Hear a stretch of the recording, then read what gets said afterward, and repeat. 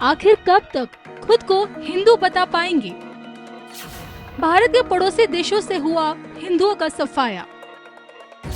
भारत के 9 राज्यों और 200 जिलों से मिट गई हिंदुओं की आबादी। क्या हिंदुस्तान में हो रही है गजवाए हिंद की तैयारी? क्या भारत से मिटा दिए जाएंगे लगभग 100 करोड़ हिंदू? हिंदुओं को गजवाए हिंद से मिटाने की साजिश का सच क्या है? धर्म ज्ञान पर वकील बाबू अश्विनी उपाध्याय की बड़ी बात। स्वामी विवेकानंद जी ने कहा था, गर्व से कहो हम हिंदू हैं। लेकिन हम कितने दिन ये कह पाएंगे कि हाँ हम हिंदू हैं? अफगानिस्तान में कहने वाला कोई बचा नहीं कि हम हिंदू हैं। पाकिस्तान में जो बचे भी हैं 1.5-2%, वो गर्व के साथ कह नहीं सकते। मालदीव में गर्व से कहने वाला कोई बचा ही नहीं, क्योंकि वहां हिंदू ही खत्म हो चुके हैं। बांग्लादेश में जो बचे हैं वहां पे मकान दुकान पे कब्जा हो रहा है, खेत खलिहान पे कब्जा हो रहा है, पति के सामने पत्नी का बलात्कार हो रहा है, बच्चे के सामने माँ का बलात्कार हो रहा है, भाई के सामने बहन का बलात्कार हो रहा है, पिता के सामने बेटी का बलात्कार हो रहा है। तो वो भी नहीं कह सकते गर्व के साथ कि हाँ हम हिंदू हैं। और भारत में 9 राज्यों में कह नहीं सकते, खत्म हो चुके हैं। जिलों के हिसाब से 800 जिलों में से 200 जिलों में खत्म हो चुके हैं। तो यानी 1/4 जिलों में भी नहीं कह सकते हम गर्व के साथ कि हाँ हम हिंदू हैं। 6000 तहसीलों में से 1500 तहसीलों में ये कहने वाले बचे ही नहीं हैं कि हाँ हम हिंदू हैं। स्टेट वाइज देख लीजिए, 1/3 जिले असम के निकल गए, 1/3 जिले बंगाल के निकल गए, 1/3 जिले झारखंड के निकल गए, और उत्तर प्रदेश में 80 जिलों में से 20 जिले। जिस तरीके से डेमोग्राफी बदल रही है ना, कितने दिन और कह पाएंगे कि गर्व के साथ कि हाँ हम हिंदू हैं? ये आप खुद भी कल्पना करिएगा। भारत के बॉर्डर पे 300 तहसीलें हैं, 300 की डेमोग्राफी बदल चुकी है। जहां हमारे प्रमुख एयरपोर्ट हैं उसके आसपास अवैध निर्माण हो चुका है, झुग्गियां बन चुकी हैं, वहां की डेमोग्राफी बदल चुकी है। चाहे आपका मुंबई का एयरपोर्ट देख लीजिए, चाहे दिल्ली का एयरपोर्ट देख लीजिए, चाहे कलकत्ता का एयरपोर्ट देख लीजिए। जितने हमारे मेन आर्मी बेस हैं, जहां कैंटोनमेंट एरिया है, जहां छावनी है, जहां हमारी सेना रहती है, उसके आसपास देख लीजिए किस तरीके से वहां झुग्गियां बन गई हैं, अवैध निर्माण हो चुका है, वहां की डेमोग्राफी बदल रही है। जितने हमारे बंदरगाह हैं, चाहे वो गुजरात वाले जितने बंदरगाह उठा के देख लीजिए, चाहे आप केरल के बंदरगाह देख लीजिए, चाहे वो बंगाल का बंदरगाह देख लीजिए, चाहे महाराष्ट्र का बंदरगाह देख लीजिए, जितने भी हमारे बंदरगाह हैं वहां पे भी अवैध निर्माण हो चुका है, झुग्गियां बन चुकी हैं, डेमोग्राफी बदल चुकी है। तो जितने प्रमुख केंद्र हैं, बड़े बड़े जो हाईवे हैं, अवैध निर्माण हो चुका है, बड़े बड़े जो एक्सप्रेसवे हैं किनारे अवैध निर्माण हो चुका है। कितने दिन कह पाएंगे भगवान जाने। कश्मीर में खत्म हो चुके हैं, मिजोरम खत्म हो चुके हैं, नागालैंड खत्म हो चुके हैं, मणिपुर खत्म हो चुके हैं, मेघालय खत्म हो चुके हैं, अरुणाचल में भी खत्म हो रहे हैं, लक्षद्वीप में खत्म हो चुके हैं, लद्दाख में खत्म हो चुके हैं। स्थिति बहुत खतरनाक है। भारत का एक हिस्सा अफगानिस्तान बन गया, वहां खत्म। भारत का एक हिस्सा पाकिस्तान बन गया, वहां खत्म। भारत का एक हिस्सा मालदीव बन गया, वहां खत्म। भारत का एक हिस्सा बांग्लादेश बन गया, वहां भी खत्म होने की कगार पे है। अब बचा है भारत के बॉर्डर पे कौन कौन? नेपाल बचा है, भूटान बचा है, म्यांमार बचा है, श्रीलंका बचा है, चीन बचा है। चीन में इनकी दाल नहीं गल रही है। चीन में क्यों नहीं दाल गल पा रही है? क्योंकि चीन में घुसपैठ के खिलाफ कठोर कानून है, धर्मांतरण के खिलाफ कठोर कानून है, जनसंख्या नियंत्रण के लिए कठोर कानून है, अवैध निर्माण के लिए कठोर कानून है, विदेशी चंदा लेने में बहुत खतरनाक वहां पे दंड मिलता है। तो चीन में जो रेशियो था 1950 में, वो रेशियो आज भी बना है, रेशियो बदला नहीं है। क्यों? क्योंकि उन्होंने कठोर कानून बनाया। वहाँ शासक आते रहे, जाते रहे, प्रधानमंत्री बदलते रहे, सब बदलते रहे, लेकिन जो सबसे बढ़िया उन्होंने काम किया, किसी भी पार्टी रही हो, कोई भी सत्ता रही, किसी ने तुष्टीकरण नहीं किया। और इसलिए मैं चीन के नागरिकों को, चीन के शासकों को धन्यवाद देता हूं, आपने खतरे को भांपा और कठोर कानून बनाया। लंका की डेमोग्राफी बहुत तेजी के साथ बदल रही है, नेपाल की डेमोग्राफी बहुत तेजी के साथ बदल रही है, भूटान की डेमोग्राफी बहुत तेजी के साथ बदल रही थी, म्यांमार की भी बहुत तेजी के साथ बदल रही है, लेकिन वहां पे फिर भी थोड़ा मारकाट हुई है, वहां पे लोग खुद ही सड़क पे निकले हैं। तो उसके बाद वहां पे रोहिंग्या वहां से भाग भाग के भारत आ चुके हैं। लेकिन एक बात याद रखिएगा, जिन रोहिंग्याओं ने सैकड़ों हिंदुओं की हत्या कर दिया म्यांमार में, वो यहां तब तक शांत हैं, एक समय तक ही शांत रहेंगे, उसके बाद वो फिर वही हाल होगा जो उन्होंने म्यांमार में किया था। मैं इसलिए बार बार कह रहा हूं डॉक्टर बदलने से बीमारी ठीक नहीं होगी, दवाई बदलनी पड़ेगी।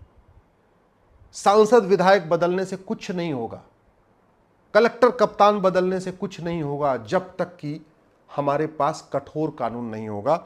जब तक भारत में मदरसे चलेंगे, भारत खतरे में रहेगा। मदरसा बंद करना होगा, समान शिक्षा लागू करना होगा। भारत को बचाना है तो जितने मजहब के आधार पे कानून है, मजहब के आधार पे योजनाएं हैं, सब कुछ बंद करना पड़ेगा। चाहे वो माइनॉरिटी अफेयर मिनिस्ट्री हो, चाहे माइनॉरिटी कमीशन हो, चाहे वक्फ बोर्ड हो, चाहे वक्फ ट्रिब्यूनल हो, चाहे माइनॉरिटी के नाम पे मुफ्त मकान दिया जा रहा, मुफ्त दुकान। गरीबी के आधार पे जो करना है करिए, मजहब के आधार पे कुछ मत करिए। मजहब के आधार पे 1947 में विभाजन हो चुका है और विभाजन समझना है, विभाजन कैसे हुआ था, उस समय क्या हुआ था। तो किसी भी आप बड़े परिवार से पूछ लीजिए 1947 जो सब कुछ अपना घर मकान दुकान छोड़ के भागे। 1947 में भी पाकिस्तान में पिता के सामने बेटी का बलात्कार, पति के सामने पत्नी का बलात्कार, भाई के सामने बहन का बलात्कार, बच्चे के सामने मां का बलात्कार।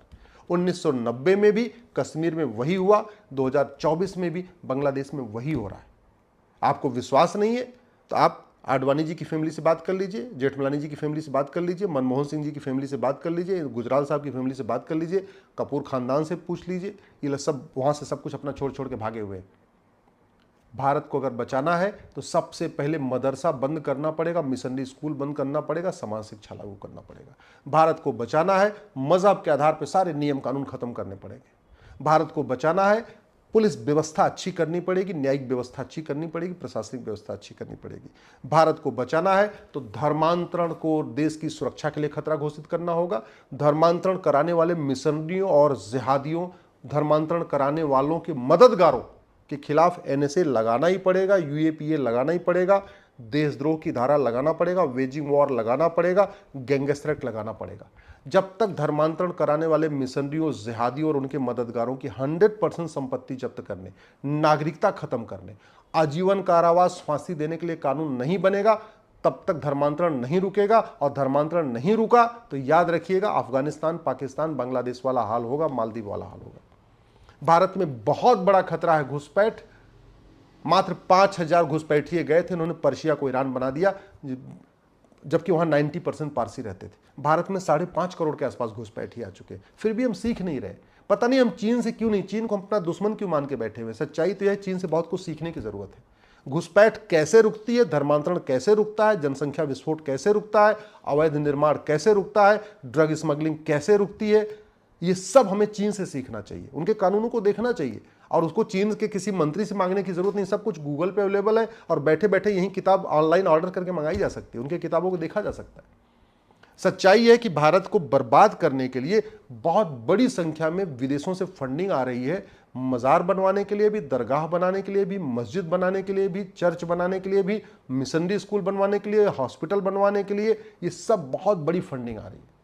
अल्टीमेटली वो इस्टेब्लिश ये करना चाहते हैं कि हिंदुस्तान नाम का हिंदुस्तान है, एक्चुअल में हिंदू यहां है ही नहीं है। और इसको इस्टेब्लिश करने का सबसे बढ़िया तरीका होता है कि आप ये देख लीजिए कि किस देश में धार्मिक स्थलों में संख्या किसकी ज्यादा है। इसलिए बड़े प्लान्ड वे में उन्होंने पूरा एक मिशन लिया और आज की डेट में मंदिर से ज्यादा मस्जिद बना दिया उन्होंने। 6 लाख भारत में गांव है, 7 लाख गांव में, भारत में 7 लाख मस्जिदें बन चुकी हैं। मंदिर से ज्यादा मस्जिदें वो बना चुके हैं।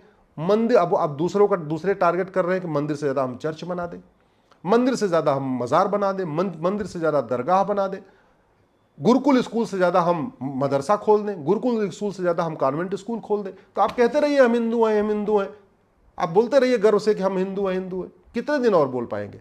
ना यूएन आपको सपोर्ट करेगा, ना भारत के अंदर की डेमोग्राफी आपको सपोर्ट करेगी। जो जनसंख्या विस्फोट हो रहा है ना, 18-18 बच्चे, 20-20 बच्चे, 2 बच्चे पालने की औकात नहीं है। सब कुछ मुफ्त में ले रहे हैं, मुफ्त में राशन लेते हैं, मुफ्त में अनाज लेते हैं, किसान सम्मान निधि लेते हैं, मुफ्त में वजीफा ले रहे हैं, सब कुछ ले रहे हैं, फिर भी 20-20 बच्चे। क्यों? प्लान्ड वे में, भारत की डेमोग्राफी बदलने के लिए। क्योंकि लगभग 25% जिले, 25% राज्य, 25% आपके क्षेत्र निकल चुके हैं। आप 25 साल पुरानी कहीं किसी भी लोकसभा की वोटर लिस्ट उठा के देख लीजिए, 25 साल पुरानी किसी विधानसभा की वोटर लिस्ट उठा के देख लीजिए, 25 साल पुरानी किसी वार्ड की वोटर लिस्ट उठा के देख लीजिए, 25 साल पुरानी किसी गांव की वोटर लिस्ट उठा के देख लीजिए, आपको समझ में आ जाएगा क्या हो रहा है। भारत को बचाना है तो हमें काला धन हवाला रोकना ही पड़ेगा, भ्रष्टाचार रोकना ही पड़ेगा। जब तक काला धन हवाला भ्रष्टाचार खत्म नहीं होगा, घुसपैठ नहीं बंद होगी। जब तक काला धन हवाला भ्रष्टाचार खत्म नहीं होगा, धर्मांतरण नहीं बंद होगा। जब तक काला धन हवाला भ्रष्टाचार खत्म नहीं होगा, अवैध निर्माण नहीं बंद होगा। जब तक काला धन हवाला भ्रष्टाचार खत्म नहीं होगा, जो झुग्गियां बनती जा रही हैं नहीं रुकेंगी। काला धन हवाला भ्रष्टाचार खत्म नहीं होगा तब तक जो अवैध मदरसे बन रहे हैं, अवैध मज़ारें बन रही हैं, अवैध दरगाहें बन रही हैं, अब अवैध पक्के कब्रिस्तान बनते जा रहे हैं, अवैध आपके चर्च बनते जा रहे हैं, अवैध आपके मिशनरी स्कूल खुलते जा रहे हैं, अवैध आपके सब कुछ ये चलता रहा, ये रुकेगा नहीं। सब कुछ पैसे से होता है, पैसे को रोकना पड़ेगा। और अगर हमने इसको नहीं रोका तो मैं फिर से यही कह रहा हूँ, जुलाई 2024 में बांग्लादेश के लोगों ने सोचा नहीं था कि अगस्त में उनके साथ क्या होगा अगले महीने। ऐसे ही जुलाई 1947 में सिंध कराची के लोगों ने नहीं सोचा था कि अगस्त में उनके साथ क्या होगा, लेकिन हुआ। 1990 में कश्मीर के लोगों ने एक महीने पहले सोचा नहीं था कि एक महीने बाद क्या होगा, लेकिन हुआ। और भारत में से बहुत कुछ हो रहा है, पलायन हो रहा है, लोग भाग रहे हैं, मकान बेच रहे हैं। इसके बावजूद अगर आप दल गुलामी करेंगे, कानूनों को बदलने की मांग नहीं करेंगे, तो फिर भैया आपके आने वाली पीढ़ियों को कोई नहीं बचा सकता। न मैं बचा सकता हूं, न कोई बचा सकता है। कानून बचा सकता है, इसके लिए आपको कानून की मांग करना पड़ेगा।